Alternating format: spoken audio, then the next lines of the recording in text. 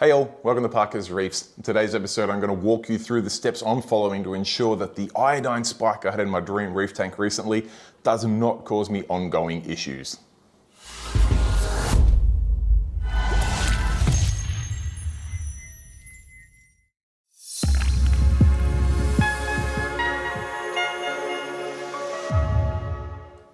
Alright, so thank you for joining me in another episode of Parker's Reefs, and regular viewers of the channel will note that recently in the 14-month update of my Dream Reef Tank, I shared with you all a problem I had been experiencing where my iodine levels had shot through the roof. We're talking, from memory, somewhere around 80 times the recommended value, and whilst I cannot say that I've definitively found the source of that iodine spike, I can thankfully say that I have eliminated the problem in the tank and have those levels back down to normal. Now, as far as I'm concerned, the problem has not gone away, and whilst I lost a handful of SBS corals, no LPS corals, and thankfully no fish, I don't want to just say that I'm in the clear now and move on with my reefing, because if you can recall, I put a huge emphasis on a diversity of bacterial strains in this tank, as well as a lot of those microorganisms in the system to ensure that this closed ecosystem operates as well as it possibly can. And it's those little components that you can't really see that are the focus of this video. I want to ensure that all of my bacterial cultures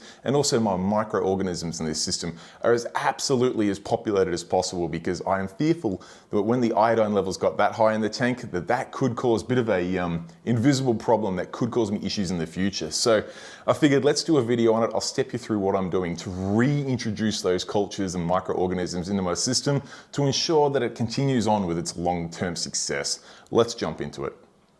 All right, so first and foremost, I want to touch on bacterial strains. Now, in a tank that is running, it shouldn't be as much of an issue. In fact, the rock, the fish waste, and the surfaces, the sand, the media should all have held on to enough bacterial strains, but I don't want to take any chances on that. So I have been reintroducing bacterial strains into the system just to ensure things operate as smoothly as possible. Now, how have I gone about that?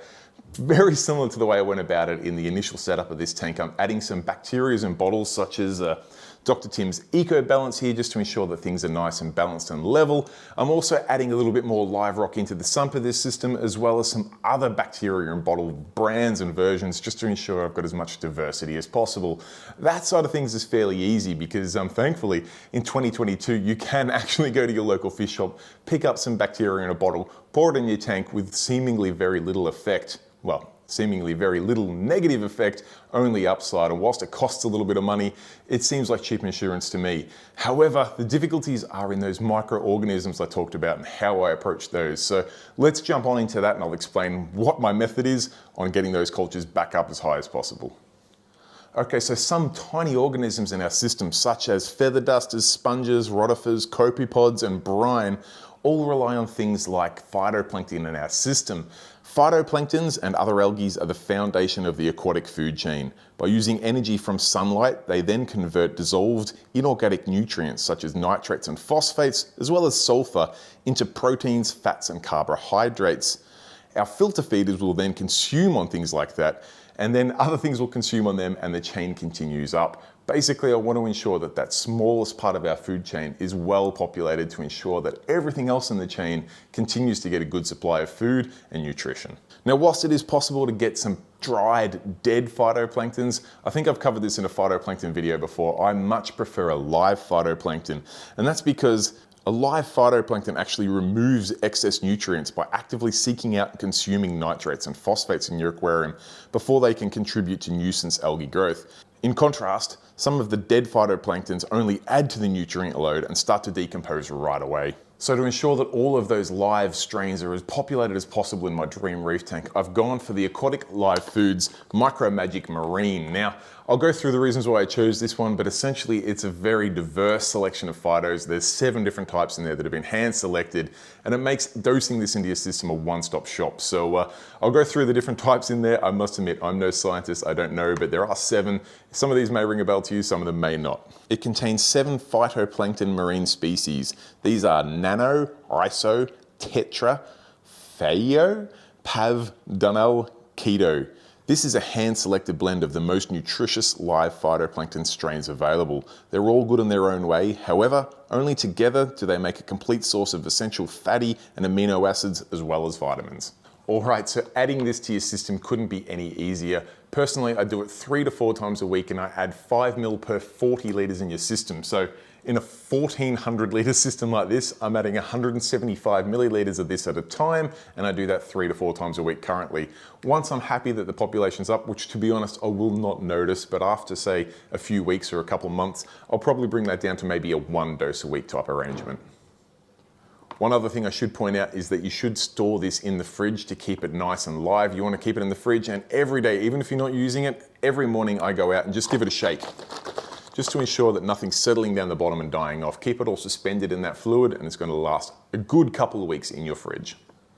All right, now when I was asking a huge number of questions to the aquatic live food support team, I did happen to let slip that I have a YouTube channel, and I did very politely ask if it would be okay if I mentioned their product on one of our videos. Now, obviously for the fact that you are watching this video right now, the team did say yes, but thankfully for us, they didn't actually stop there. They said, how about we give all Parker's Reef viewers a discount code enabling first-time customers at aquaticlivefoods.com.au 20% off. Now, if you go have a look on their website, you'll see they have a huge range of products, not just your Micro Magic Marine phytoplankton mix here, but all sorts of things from different types of macroalgae to amphipods to rotifers to propagation tools and breeding items. All sorts of options there. In fact, they claim to be a one-stop shop. So I highly recommend, no matter where you are in the world, jump on their website and have a look. They do supply, and you'll see on their website, some very large scale and some very important customers. So you know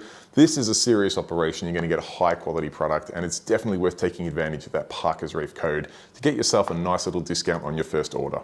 Now, last but not least, I do just want to point out one pretty cool little feature that I found on their website that I've been taking advantage of, particularly for use with their Micro Magic Marine. You can just do a one-off purchase, which is totally fine, but you can also do a subscription-based model where you pick the size of the container you want and then the frequency, whether it be weekly, fortnightly, or monthly, and then it will automatically send a new, fresh supply of you to all of your phytoplankton, so you can keep dosing your tank and ensure that that ecosystem is fully stocked with all of those tiny little organisms right at the bottom of the food chain. That's what I'm going to take advantage of to get this system back up to its full diverse range, and then I'll probably after some time feed that back a little bit and then just do the odd dose every now and then. But I thought, what a fantastic initiative for people like myself that forget these things, and for the sake of a few dollars to get it automatically sent out to you, I thought it was a great little idea. Anyway guys, I will wrap the video up there. Make sure you do jump on aquaticlivefoods.com.au, take advantage of that 20% off discount code. And of course, if you've got any questions, comments, feedback, pop it in the comment section down below. I do personally reply to every comment there, so it is the best way to get hold of me.